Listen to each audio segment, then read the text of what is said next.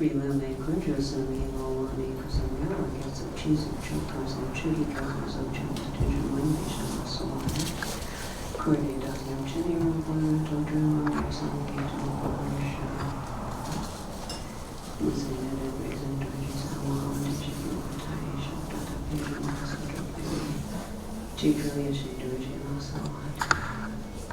Sangye Khandro, Chini Kama, Jindu Trees, and Mountain Chikami, and the Trinity of Somatis. Sangye Lama Rinpoche, Dagini, Mapimi, Najila, Karijama, Koniji, Sante, Kusum Tudi, Madhusantas. Well, I will continue with the stories at request from many, and then a little bit about more formal Dharma after that. But the stories are really also important Dharma for us, that's for sure, because all of us need to always focus on the histories of the lives of the lineage masters. And so in telling stories about Rinpoche, that's how I see it. It's just recalling the life of the great lineage master.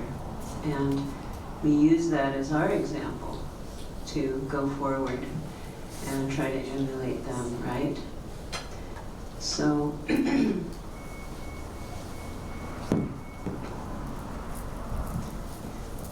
I left off with Rinpoche being in Hawaii, and that's where I first met Rinpoche, as mentioned.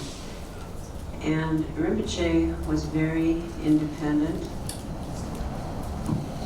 Hold this, I'm always leaning over. Rinpoche was very independent and just traveled on his own and accepted whatever food was made for him and so on like that. So unbeknown to us, Rinpoche developed an ulcer, but it must have been because the students in Hawaii were mostly hippies, as we all were, and so there was a lot of eating, just picking fruit and eating the natural fruits from the trees. And so that involved very acidic fruits, right? Such as passion fruit and guava and things with seeds. And so Rinpoche developed an acidic type of ulcer that he had, but never mentioned it.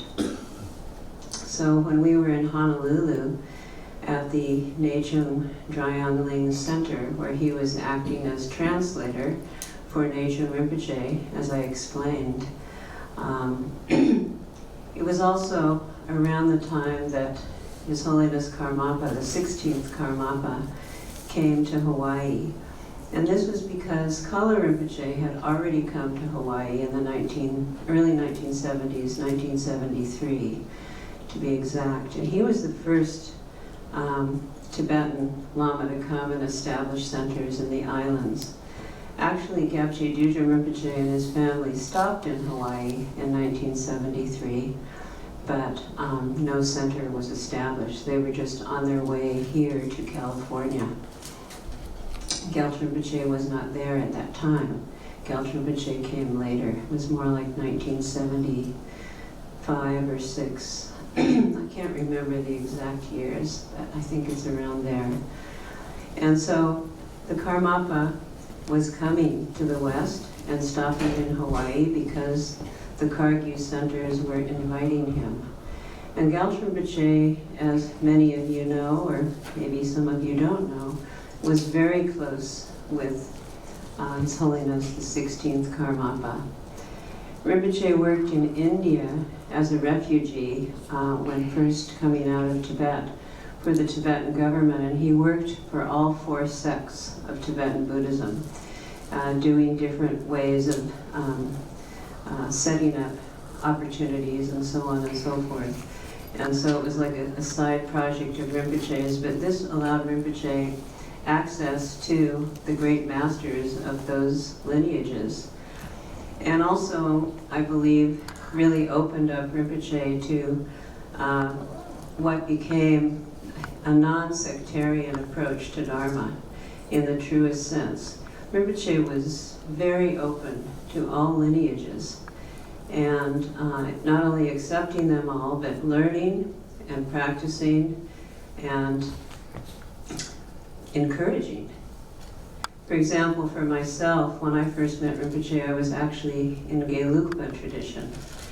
And so Rinpoche helped me with that. I did a number of retreats with Rinpoche helping and teaching, and Rinpoche told me later that his time in Baksa, where those original refugees, the Tulkus and Khenpos and many of the lamas were sent by the Dalai Lama to live in India, that was one of the happiest times of Rinpoche's life, because everybody lived together in harmony. Whereas when they were in Tibet, there were a lot of politics and sectarianism. But there, they lost everything, they all came out. They were all put into one facility, which was an abandoned mental health hospital in eastern India, Assam region. And Rinpoche had amazing memories, and most of the lamas there were predominantly Gelugpa. So Rinpoche studied and practiced debate and all those things during that time and really enjoyed it. And so this Rinpoche carried with him for the rest of his life, this open, non-biased approach, even though, of course, being Nyingmapa at the core. So he had come to know the 16th Karmapa Rangju Rigpe Dorje very personally, so that when Karmapa arrived in Hawaii, then Rinpoche was right there. And he was invited to live with Karmapa and his entourage in the house that was provided for them on the main island of Oahu, in Kailua, Oahu. And so one day, we invited the Karmapa to come to the Nechung Center that was established on the other side, close to Honolulu, where Nechung Rinpoche was. And that's where Rinpoche had continued to act as the translator, as I explained, while Nechung Rinpoche was teaching. And so Rinpoche was coming there a lot too, and was there that day when the Karmapa came. Because in many ways, it was also due to Rinpoche that the center could be established. So he and Nechung Rinpoche were working together. And so the Karmapa came and gave a teaching and a blessing, and then he left. And he was going off to his evening event at a Japanese Buddhist mission. And for some reason, I decided not to go off and follow that. Otherwise, I had been following. I was one of the people attending to their visit. And I stayed back to just meditate in the shrine room at the Nechung Center. And so in the house, it was Nechung Rinpoche and Gyatrul Rinpoche back in their bedroom, and then just me in the shrine room. And I was meditating there or sitting there, resting. And Nechung Rinpoche came in and said, "Hey, Gyatrul Rinpoche looks like really sick. Come see, what should we do?" And so I jumped up and I went back into the bedroom, and Rinpoche was literally just reeled over in pain. He couldn't even speak and looked extremely serious. And so we put him in my car and I drove to Queen's Hospital. And we went into the emergency. Rinpoche was admitted, and Rinpoche was scheduled for surgery. They predicted that there was something wrong in his gut because he was, holding and in such pain. And so then I was smart enough to make a phone call and got through to get word to the Karmapa that Gyatrul Rinpoche had this occurrence, this emergency. And I was told that at the moment that the driver, who was Dharma friend's student, told Karmapa about this, he told him, turn the car around and go to that hospital, even though he was scheduled to give a talk. And so they turned the car around and came to the hospital. And when I think back on it, it was really kind of remarkable because, Rinpoche was rushed into surgery very quickly. Because by the time Karmapa got there, Rinpoche was already in the prep room for the surgery. And so His Holiness Karmapa walked in, all his attendants behind him, but of course they blocked them from coming into the prep room. And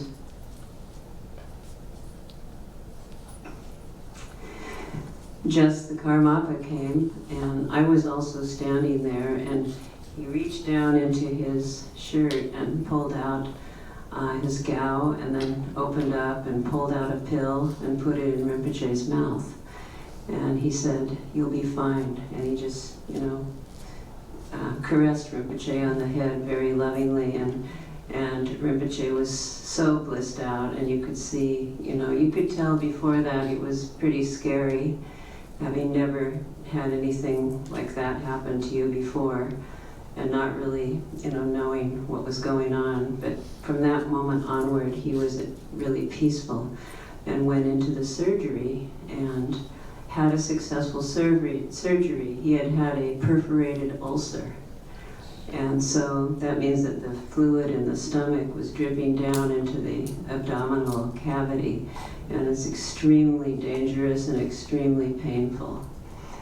So then after that, Rinpoche was in the hospital room recovering, and the Karmapa came again. And I know, Rinpoche told me that when he got out of surgery, I was there, and then with him after that, didn't really leave, just in the hospital room. He kept saying, "The Karmapa's here with me, isn't he? The Karmapa's here, isn't he? See, he's right there in front." And I would just go, "Yes, Rinpoche, he's with you." I didn't see him, And then, when the Karmapa actually in physical form came there into that room, walked in, I still remember it, and then Rinpoche, you could see him go from there to there, and you could see the merging of the two. And he said later that that's when his vision of Karmapa dissolved, when Karmapa actually came back again. And then he admitted that during the whole surgery, that's all he saw, that's all he felt, that's all he knew, was Karmapa Keno. So I thought that's really a very special story, and it also gives insight into why Rinpoche was so devotional towards the 16th Karmapa. In Rinpoche's bedroom in Half Moon Bay, Rinpoche wanted the picture of the Karmapa to be in his view from where he was in the bed, and so it was right there up on the wall as the main thing that Rinpoche could see. Because the way the room was positioned, the altar was actually behind. But this is what Rinpoche could see, and Rinpoche was perfectly satisfied with that. And that alone for that particular experience. So as time went on, Rinpoche began to heal, but it took a long time. And Rinpoche was extremely skinny. And I was going to mention too about the ulcer. It wasn't just the passion fruit and the guavas. Rinpoche was obsessed with Tabasco sauce. And Tabasco sauce, which is a chili sauce, in those days there weren't a lot of different kinds of chili, but there was always Tabasco. And he used to even put it on his yogurt. So he really loved hot chili. Anyway, he was incredibly thin and delicate for a long time. And he continued to convalesce and slowly get better. And this was on Oahu, the main island, and Rinpoche stayed in the home of one of my friends, her ex-husband. I stayed there with him. And during that time, Rinpoche wanted to study Karma Lingpa's Shidro. And so there was one Tibetan scholar, I'm sorry, I forget his name, but he was a professor in the Department of Religion at the University of Hawaii. And he became our friend, he and his wife. And we asked him to find that book in the library, and he found it. Karma Lingpa's Terma Revelation on the 6 Bardos. Very, very thick. And during that time, Rinpoche and I would go through those teachings and that book. And many different experiences happened that time. And yeah, he was so completely engrossed in the peaceful and wrathful pantheon of deities. So I thought it was important to mention, because here we are doing Vajrasattva, which, as Lama Chunam described yesterday, Vajrasattva is the sovereign or the embodiment of all Buddha families.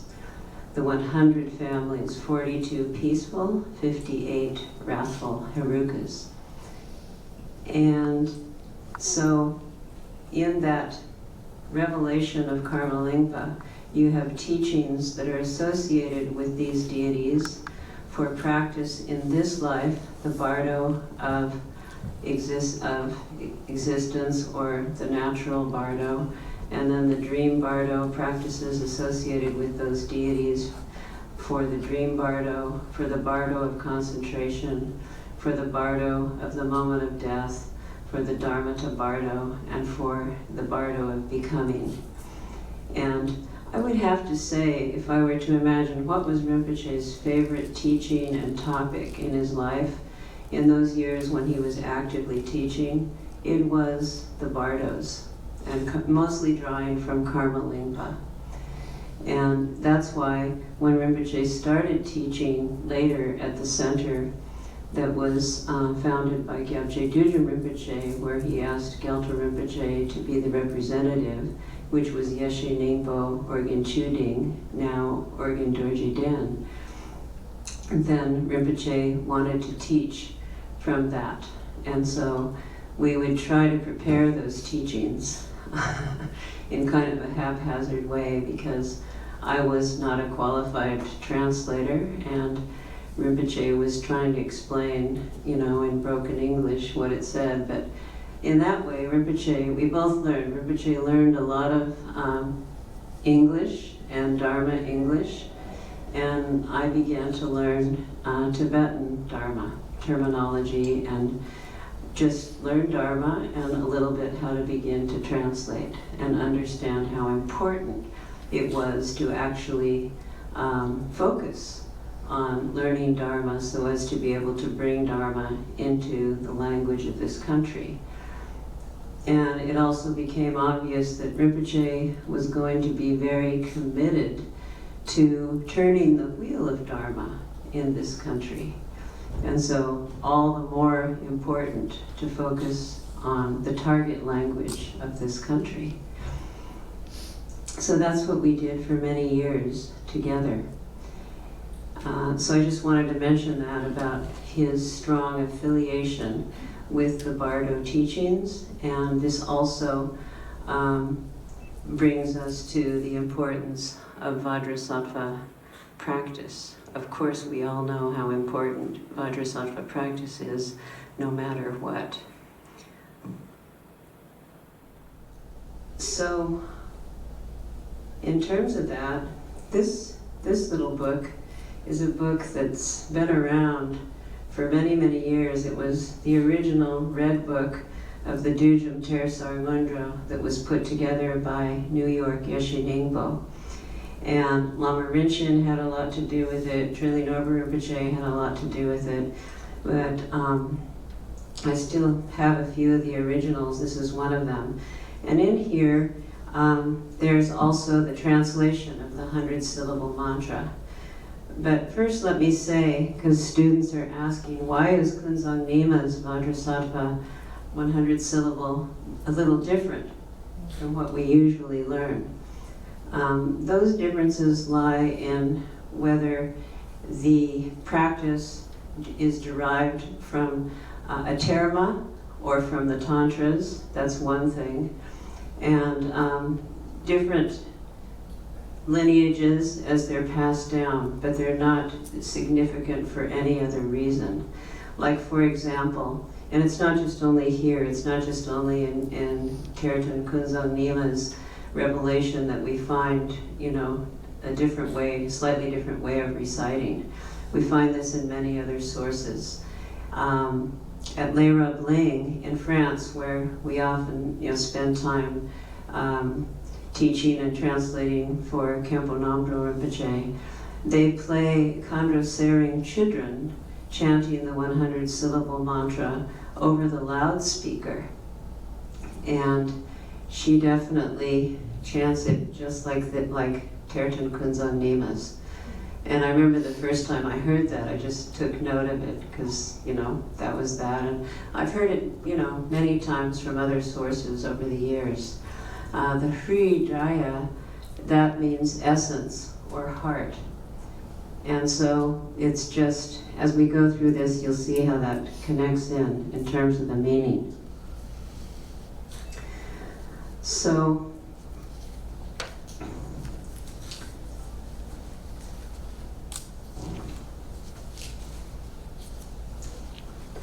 Om Vajrasattva Samaya Manupalaya. Let's see, that must be at the end. Sorry. Yeah. Om, it says here, and then Vajrasattva Samaya. Dorje Sempa Damsik Ni is what that means in Tibetan. And that means the Samaya of Vajrasattva. So, Om, of course, is the head syllable of all mantras, and so that's, in this case, it means the supreme praise to Vajrasattva. And then Vajrasattva, Benzar Sato Samaya, means the Samaya of Vajrasattva. And then Manupalaya, Benzar Sato. So the next line, Manupalaya Benzar Sato, means Jesu Kyongshik, Dorsim Ki. So that is saying, grant your protection, or hold me fast, O Vajrasattva. Care for me, hold me fast, or grant your protection. Then,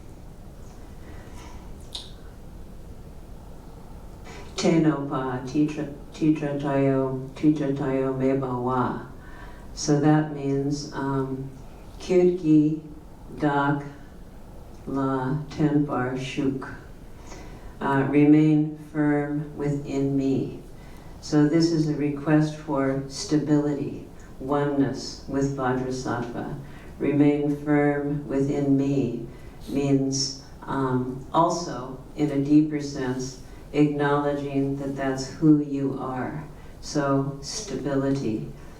And then, Sutokayo Mebawa means Shindu Tsimpar Dak Zudchik in Tibetan. Make me totally satisfied. That's the translation we find here. So what that means is the inner realization of what Vajrasattva as a Sambhogakaya deity symbolizes. May this totally satisfy me in that now I know who I really am, that kind of idea. Supokayo Mebawa means Lekbar Gepar Dag Zut Chik, which means increase the positive within me, it says here. What that means is, may this Buddha nature that I now acknowledge, that is now stable, may it fully blossom within me. Increase means fully blossom. then Anurakto Mebawa means Dak Jesu Chakbar Zut, be loving towards me. We can say like that. That's the translation here in this book. That's pretty much what it means, but always look upon me with your loving kindness, requesting, calling out to Vajrasattva. And then Sarva Siddhi Me Prayatsa means Ngudrup Tamche Layang Dak. It means also bestow all the cities upon me. Sarva Siddhi Me Prayatsa.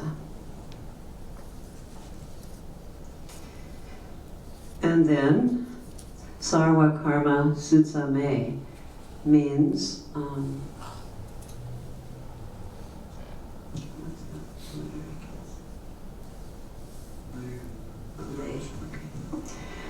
Lenam Tamche Yang Lenam Tamche Layang Dak. So as well, not only bestowing all the cities upon me, enact all of the enlightened deeds, all of your enlightened deeds. So also do that. Sarva Karma Sutsame, karma, enlightened deeds in this case. Sitam Shriyam Kuru means Daki Semni Gebar Zut, make my mind virtuous. Allow my mind to be only imbued with, endowed with virtue. Hung. Hung is the heart essence seed syllable, and then ha, ha, ha, ha, 4 ha's. So these symbolize Sedme Shi, Wang Shi, Gawa Shi, and Kushi. That these 4, the 4 immeasurables, the 4 empowerments, the 4 joys, and the 4 kayas, may they be firm within me. And so it's basically symbolizing those, the 4 immeasurables, equanimity, love, compassion, and joy, the 4 empowerments, the vas, the secret, the wisdom, and the word, the 4 joys, joy, supreme joy, specific joy, and connate joy, and the 4 kayas, Dharmakaya, Sambhogakaya, Nirmanakaya, Swabhavivakaya. And so may these be firm within me, and ho is the sound of joyous laughter in them. So concerning those 4, just above, when one seals it with ho, that's the sound of almost like laughing or great joy, the expression of joy. And then Bhagawan Sarva Tathagata, Chomdin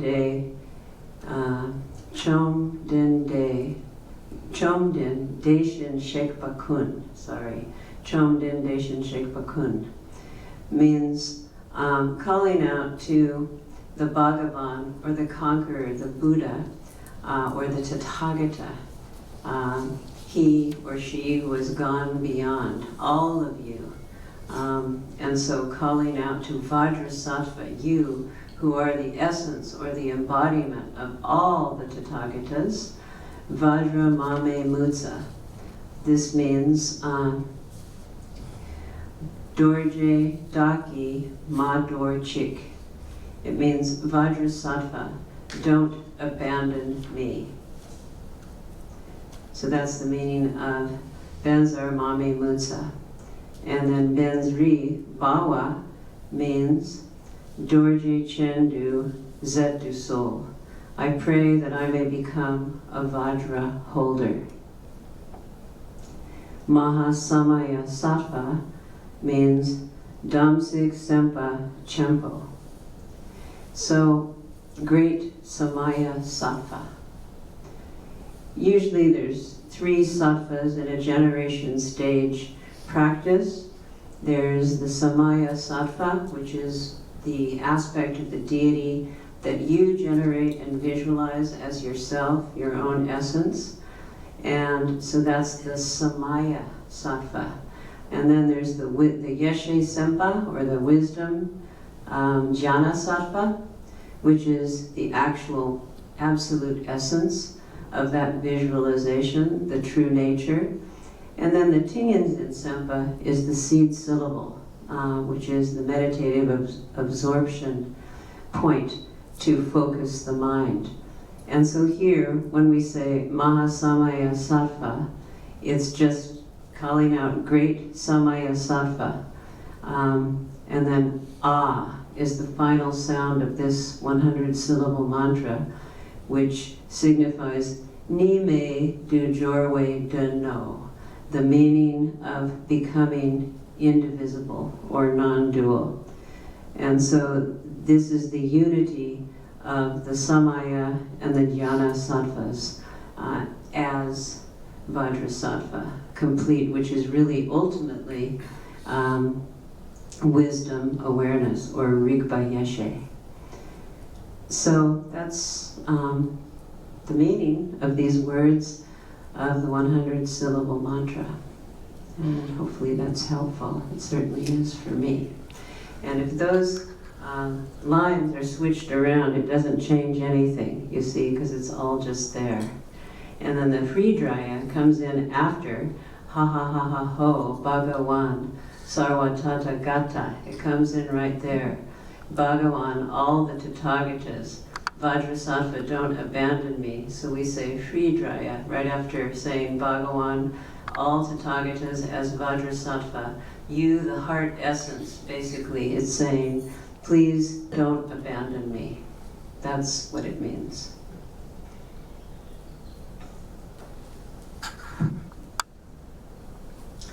Thank you.